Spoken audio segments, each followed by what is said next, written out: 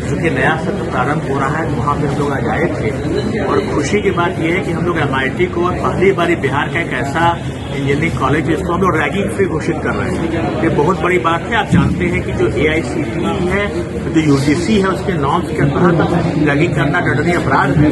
तो उस क्रम में हम लोग जो है रैगिंग फ्री घोषित कर रहे हैं। वैसे भी MIT में पिछले दिनों बहुत अधिक घटनाएं इस तरह की नहीं हुई हैं, लेकिन जो भी घटनाएं हुई उसमें कड़ाई से निपटे हैं। तो अब हम चाहते हैं कि जो बच्चे नए आए हैं, जो वो बाहर से आते हैं, बहुत सारे बच्चे बिहार के बाहर के भी हैं, तो उनको घरेलू वातावरण मिले और किसी प्रकार से जो सीनियर लोग जो हैं उनको परेशान न करें।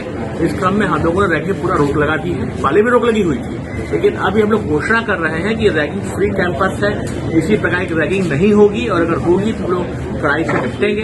दूसरी बात हम लोगों ने ये भी कहा है, पहली बार ऐसी परंपरा है कि जो फर्स्ट सेमेस्टर के बच्चे हैं वो एक पेड़ माँ के नाम लगाएंगे। ये बहुत बड़ी बात है।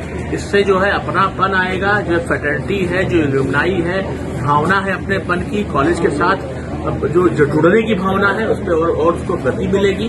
तो प्रत्येक बच्चे जो फर्स्ट ईयर के हैं वो एक पेड़ लगाएंगे अपनी माँ के नाम। 4 वर्ष की पढ़ाई करेंगे, 4 वर्ष तक उसकी सेवा करेंगे। 4 वर्ष में पेड़ काफी बड़ा हो जाता है और उसके बाद भी इसी बहाने वो लोग खड़े रहेंगे और अपने कॉलेज के साथ, मुजफ्फरपुर की धरती के साथ उनका जुड़ाव होगा। ये भी परंपरा उन्होंने आज से स्टार्ट की है। सभी बच्चे इस कार्य काम कर रहे हैं। ये 2 काम हम लोग यहाँ पे कर रहे हैं। इसके अलावा हम लोगों ने कहा है कि जो हॉस्टल्स हैं उसकी व्यवस्था को और अच्छी की जाएगी।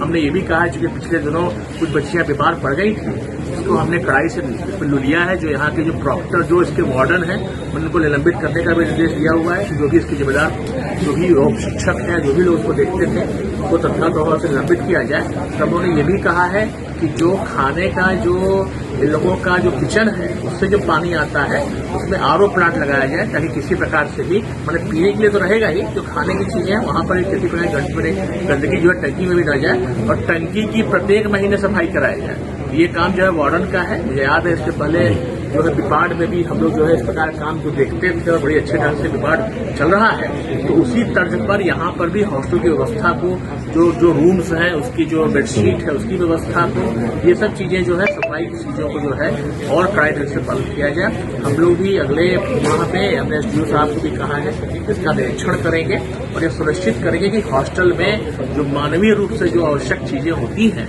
जो एक अच्छे हॉस्टल की होनी चाहिए, वो सारी चीजें यहाँ पर हो।